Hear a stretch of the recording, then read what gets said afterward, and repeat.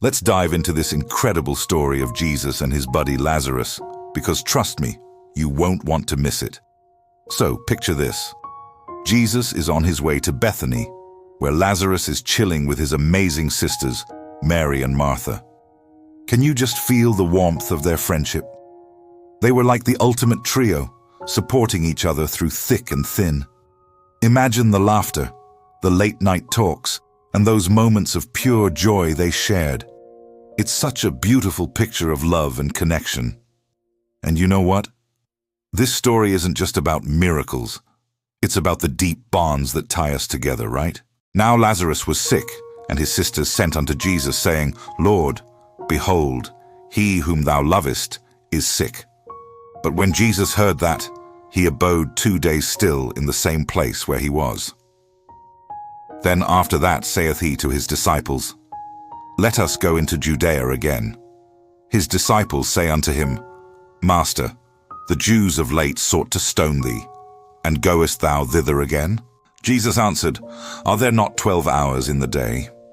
If any man walk in the day, he stumbleth not, because he seeth the light of this world. But if a man walk in the night, he stumbleth, because there is no light in him. These things said he, and after that he saith unto them, Our friend Lazarus sleepeth, but I go, that I may awake him out of sleep. Then said his disciples, Lord, if he sleep, he shall do well. Howbeit Jesus spake of his death, but they thought that he had spoken of taking of rest in sleep. Then said Jesus unto them plainly, Lazarus is dead, and I am glad for your sakes that I was not there, to the intent ye may believe.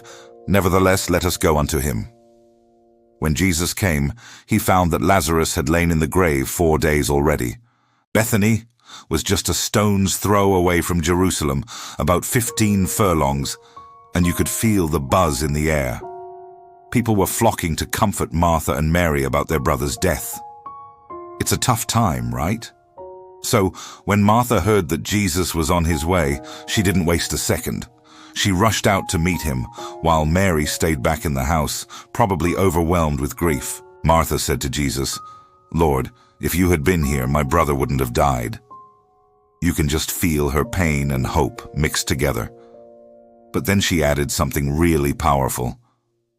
But I know that even now, whatever you ask God, he will give it to you. That shows such deep faith, doesn't it? It's like she was clinging to hope in the darkest moment. What a moment of raw emotion and belief. Jesus saith unto her, Thy brother shall rise again.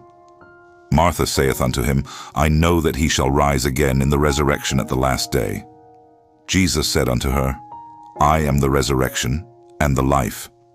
He that believeth in me, though he were dead, yet shall he live.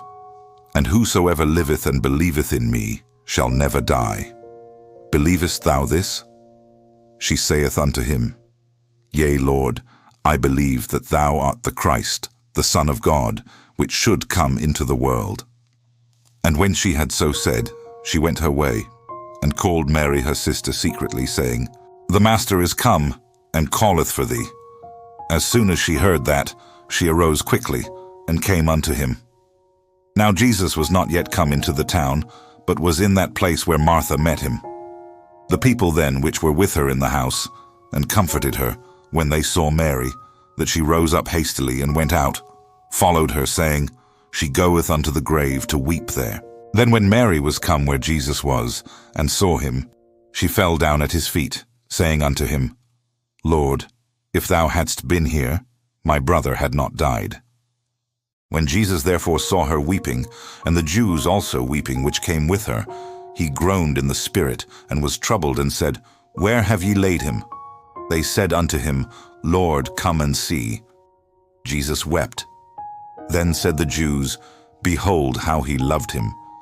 And some of them said, Could not this man, which opened the eyes of the blind, have caused that even this man should not have died? Jesus therefore again, groaning in himself, cometh to the grave. It was a cave, and a stone lay upon it. Jesus said, Take ye away the stone.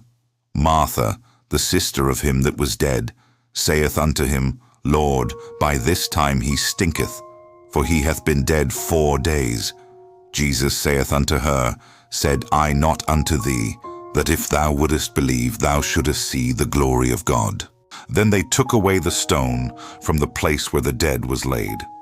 And Jesus lifted up his eyes and said, Father, I thank thee that thou hast heard me, and I knew that thou hearest me always. But because of the people which stand by I said it, that they may believe that thou hast sent me. And when he thus had spoken, he cried with a loud voice, Lazarus, come forth.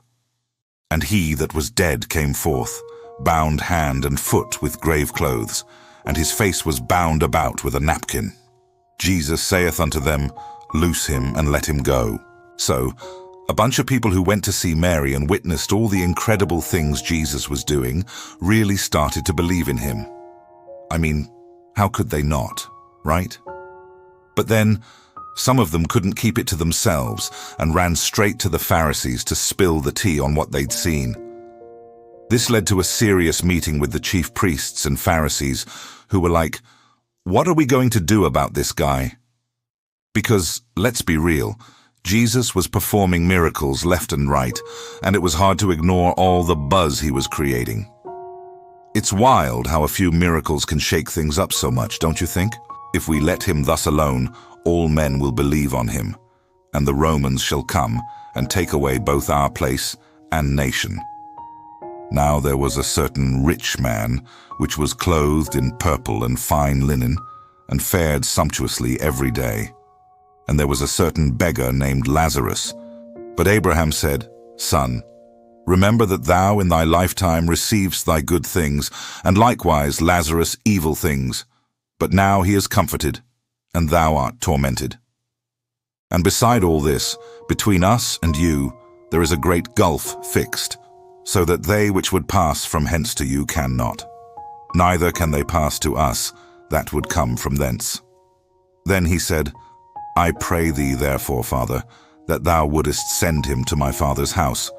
For I have 5 brethren, that he may testify unto them, lest they also come into this place of torment. Abraham saith unto him, They have Moses and the prophets, let them hear them. And he said, Nay, Father Abraham, but if one went unto them from the dead, they will repent. And he said unto him, If they hear not Moses and the prophets, neither will they be persuaded, though one rose from the dead. Thus did Jesus speak of 2 Lazaruses, one, a friend whom he raised from the dead, and the other, a figure in a parable to teach of the perils of wealth and the importance of compassion. The first Lazarus, of Bethany, was a man beloved by Jesus, whose resurrection demonstrated the power of Christ over death itself. The second Lazarus, the beggar, was a character in a tale told to illustrate the consequences of earthly choices in the life to come. Jesus ergo, ut vidit eam plorantem, et Judaios, qui venerant cum ea, plorantes, infremuit spiritu, et turbavit seipsum, 34, et dixit, ubi posuistis dicuntei, domine, veni, et vide, 35, et lacrimatus et Jesus. 36 dixerunt ergo Iudei, ecce quomodo amabateum. 37 quidam autem ex ipsis dixerunt, non poterat hic, qui aperuit oculos caecinati, facere ut hic non moreretur. 38 Jesus ergo ursum fremens in semet ipso venit ad monumentum, erat autem spelunca, et lapis superpositus erat ei. 39 ait Jesus, tollite lapidem. Dicite ei Marta, soror eius qui mortus fuerat, Domine, iam foetet, quatriduanus est enim. 40 dicit ei Iesus, non ne dixit ibi quoniam si credideris, videbis gloriam Dei. 41 tulerunt ergo lapidem. Jesus autem, elevatis sursum oculis, dixit, Pater, gratias, ago tibi quoniam audisti me. 42 ego autem scebam quia semper me audis, sed propter populum qui circumstat. Dixi, ut credant quia tu me misisti. 43 haec cum dixiset, voce magna clamavit, Lazare veni foras. 44 et statim prodit qui fuerat mortus, ligatus pedes, et manus institis, et facies ilius sudario erat ligata. Dixit eis Jesus, solvite eum et sinite abire. The raising of Lazarus was a sign that pointed to Jesus' own resurrection and his power over death. It was a public demonstration of his divine nature, causing many to believe in him. Yet it also hastened the plans of those who sought to kill him, for they feared the Romans would come and take away their position and their nation if too many followed Jesus. In the parable of the rich man and Lazarus, Jesus teaches of the reversal of fortunes in the afterlife. The rich man, who lived in luxury and ignored the suffering of the beggar at his gate, finds himself in torment, while Lazarus is comforted in Abraham's bosom.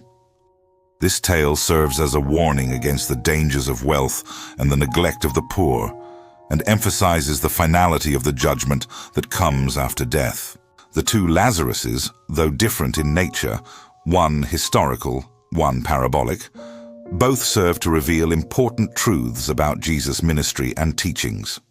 Through them, we learn of Christ's power over death, his deep love for his friends, and his concern for the poor and marginalized. We are reminded of the temporary nature of earthly wealth and the eternal consequences of our actions. Let us therefore heed the lessons of both Lazaruses. May we have faith like Mary and Martha, believing in the power of Christ, even in the face of death. And may we show compassion to the poor and needy, remembering that our treatment of the least among us reflects our love for God. For as Jesus said, "I am the resurrection and the life. He that believeth in me, though he were dead, yet shall he live. And whosoever liveth and believeth in me shall never die." Hey, thanks a ton for checking out my video. Seriously, I can't tell you how much I appreciate all the love and support from you guys. It really means the world to me, and I'm just so grateful to have such an amazing community here. If you had a blast watching, like if you really enjoyed it, do me a solid and smash that like button. It seriously makes my day when you show your support. Every like and share keeps me pumped to whip up even more fun and exciting content just for you. I mean, who doesn't love a good laugh or a cool story, right? So, if you're enjoying the vibes, share it with your friends. The more, the merrier, and it really helps me keep this awesome community thriving. Let's keep the good times rolling together.